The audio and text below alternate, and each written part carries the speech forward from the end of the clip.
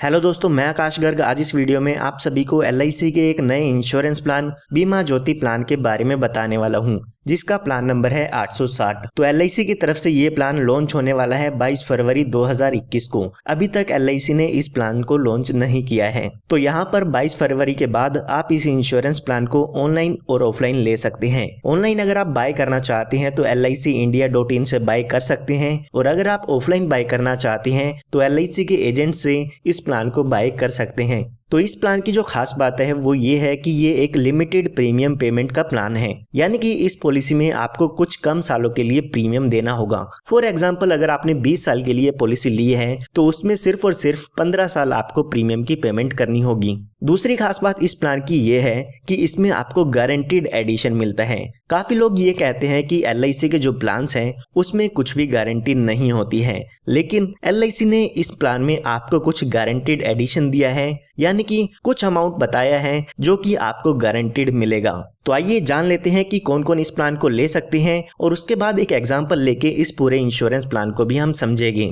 तो यहाँ पर सबसे पहले बात आती है मिनिमम एज की, यानी कि आपकी कम से कम उम्र कितनी होनी चाहिए अगर आप इस इंश्योरेंस प्लान को लेना चाहते हैं। तो वो एज यहाँ पे दी गई है 90 दिन की, यानी कि अगर आपका बच्चा 90 दिन या 90 दिन से ज्यादा का है तो आप अपने बच्चे के लिए इस इंश्योरेंस प्लान को ले सकते हैं। उसके बाद बात आती है मैक्सिमम एज की, यानी कि ज्यादा से ज्यादा कितनी उम्र के व्यक्ति इस इंश्योरेंस प्लान को ले सकते हैं। तो वो एज यहाँ पे दी गई है 60 साल की, यानी कि 90 दिन के बच्चे से लेके 60 साल तक के व्यक्ति इस इंश्योरेंस पॉलिसी को ले पाएंगे। उसके बाद बात आती है पॉलिसी टर्म की। पॉलिसी टर्म मतलब होता है जो आपका बीमा है वो कितने साल के लिए चलेगा, या जो आपका रिस्क कवर है पॉलिसी का वो कितने साल के लिए रहेगा। तो यहाँ पर वो टाइम पीरियड दिया गया है 15 से लेके 20 साल का, यानी कि आप 15 से 20 साल के बीच में कोई भी पॉलिसी टर्म ले सकते हैं, जैसे कि 16 साल, 17 साल, 15 साल, 18 साल, इनमें से जो भी आप पॉलिसी टर्म लेना चाहते हैं वो आप इसमें ले पाएंगे।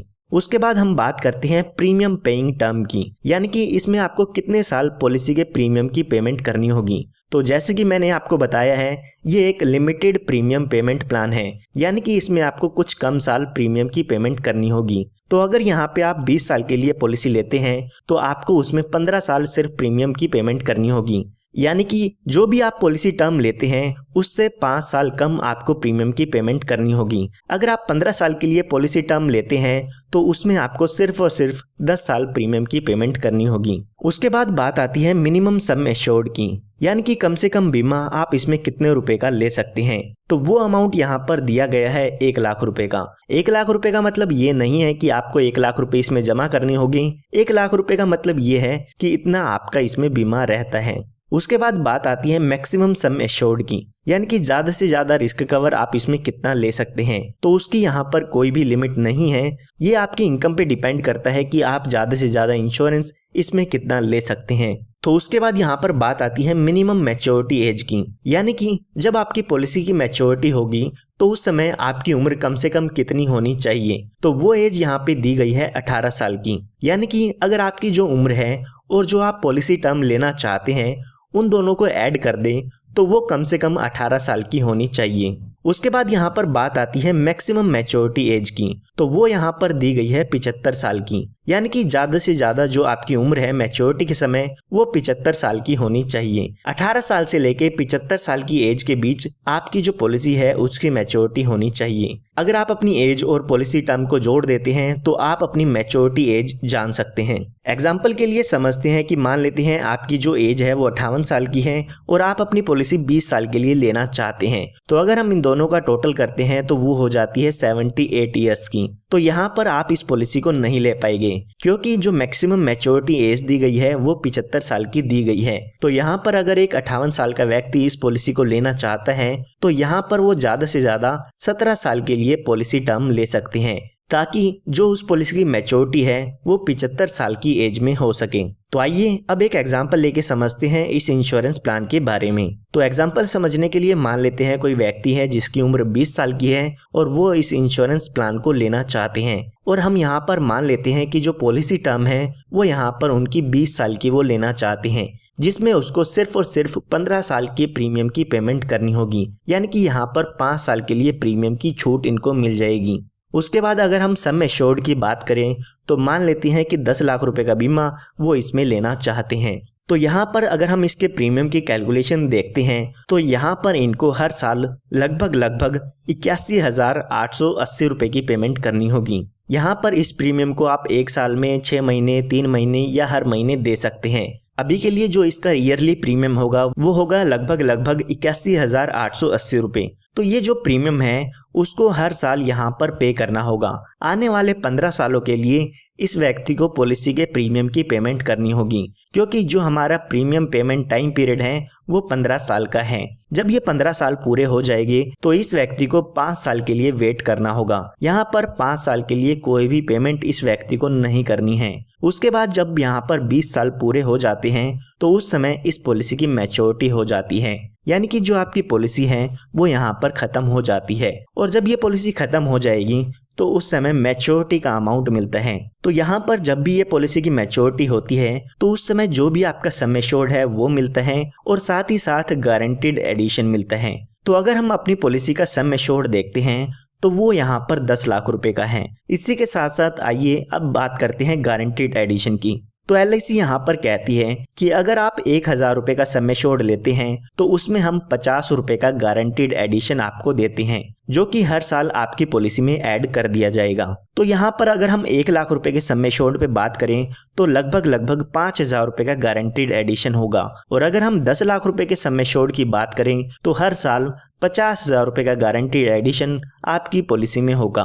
तो इसी तरह से अगर 1 साल में 50,000 रुपए का गारंटीड एडिशन होगा और जो हमारी पॉलिसी टर्म है वो 20 साल की है, तो इन 20 सालों के दौरान टोटल जो आपका गारंटीड एडिशन होगा वो 10 लाख रुपए का हो जाएगा। क्योंकि आपको हर साल 50,000 रुपए मिलते हैं गारंटीड एडिशन के, तो आने वाले 20 सालों में ये टोटल अमाउंट 10 लाख रुपए का हो जाएगा। तो हमने देखा 10 लाख रुपए का जो हमारा पॉलिसी का सम एश्योर्ड है और 10 लाख रुपए का जो हमारा गारंटीड एडिशन है, तो ये टोटल अमाउंट आपको मैच्योरिटी पर लगभग 20 लाख रुपए का मिल जाता है। यह हमने बात तब की है जब पॉलिसी होल्डर के साथ कोई भी दुर्घटना नहीं होती है और जो पॉलिसी है वो चलती रहती है। आइए अब जानते हैं अगर बीच में इस पॉलिसी होल्डर की डेथ हो जाती है तो उस समय इस पॉलिसी होल्डर के नॉमिनी या फैमिली को क्या क्या बेनिफिट मिलते हैं। तो यहाँ पर हम मान लेते हैं कि पॉलिसी शुरू होने के 10 साल बाद इस पॉलिसी होल्डर की डेथ हो जाती है, तो उस समय यहाँ पर पॉलिसी होल्डर के नॉमिनी को डेथ बेनिफिट्स मिलते हैं। यहाँ पर डेथ बेनिफिट में सम एश्योर्ड और गारंटीड एडिशन मिलता है। तो यहाँ पर अगर हम बात करें सम एश्योर्ड की, तो सम एश्योर्ड का यहाँ पर अमाउंट जानने के लिए LIC 2 कैलकुलेशन करती है। सबसे पहले जो भी आपका बेसिक सम एश्योर्ड है उसका 125% देखा जाता है और साथ ही जो आपका एनुअल प्रीमियम है उसका 7 गुना देखा जाता है, और उन दोनों में से ही जो भी ज्यादा अमाउंट आता है वो आपका सम एश्योर्ड यहाँ पर माना जाएगा।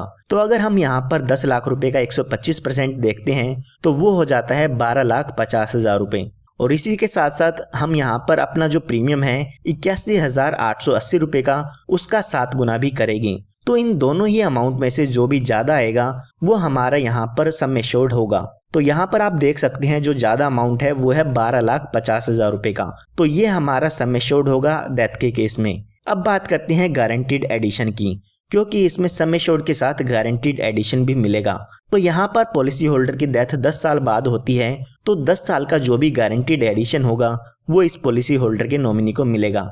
तो यहाँ पर हमने देखा था कि जो 1 साल में गारंटीड एडिशन होगा वो 50,000 रुपए का इसमें होगा। अगर आपने 10 लाख रुपए का बीमा लिया है तो 10 साल के लिए अगर हम इसका गारंटीड एडिशन देखते हैं तो लगभग 5 लाख रुपए का इसमें गारंटीड एडिशन हो जाएगा। तो ये टोटल अमाउंट जो डेथ के केस में मिलेगा वो मिलेगा 17,50,000 रुपए का। इसी के साथ साथ यहाँ पर आप अपनी पॉलिसी में एक्सीडेंटल डेथ बेनिफिट राइडर भी ऐड करा सकते हैं। अगर आप अपनी पॉलिसी में एक्सीडेंटल डेथ बेनिफिट ऐड करा लेते हैं और उसके बाद आपकी डेथ एक्सीडेंट के कारण होती है तो उस केस में आपको कुछ एडिशनल अमाउंट मिलता है।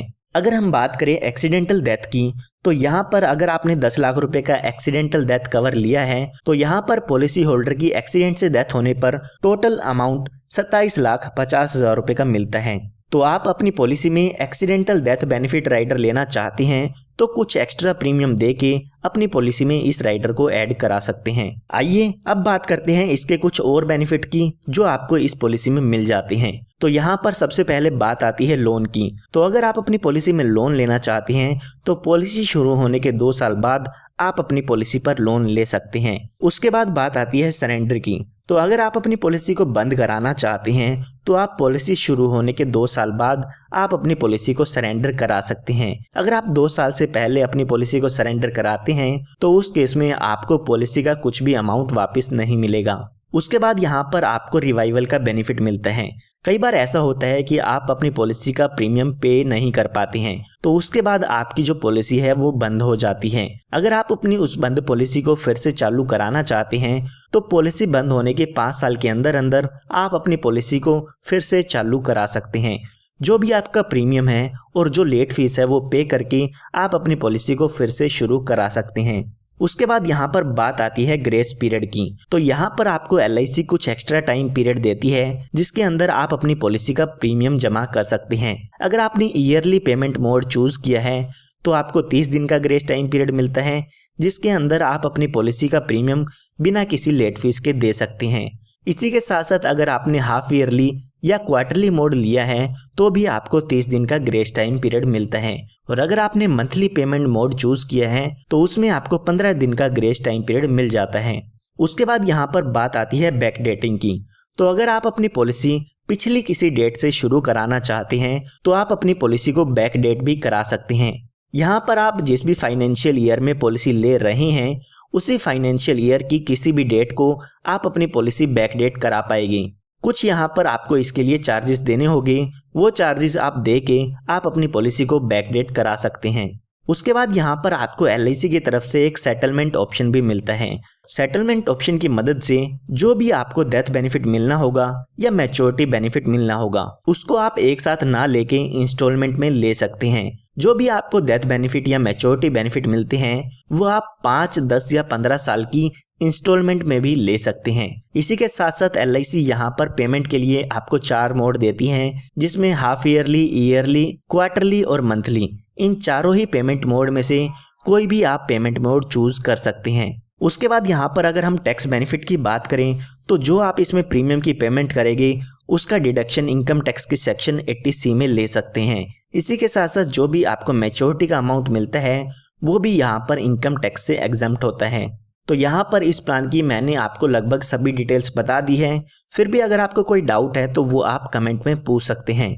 और अगर आप इस प्लान के ब्रोशर या इसके और भी डिटेल्स जानना चाहते हैं तो मैं आपको वीडियो के डिस्क्रिप्शन बॉक्स में एक लिंक दे दूंगा जिसकी मदद से आप इसके जो ब्रोशर है या सर्कुलर्स हैं उनको डाउनलोड कर पाएंगे। और अगर आप ऐसी ही वीडियोस चाहते हैं तो आप हमारे चैनल को सब्सक्राइब कर सकते हैं क्योंकि इस तरह की लेटेस्ट वीडियोस मैं आप सभी के लिए लाता रहता हूं। धन्यवाद।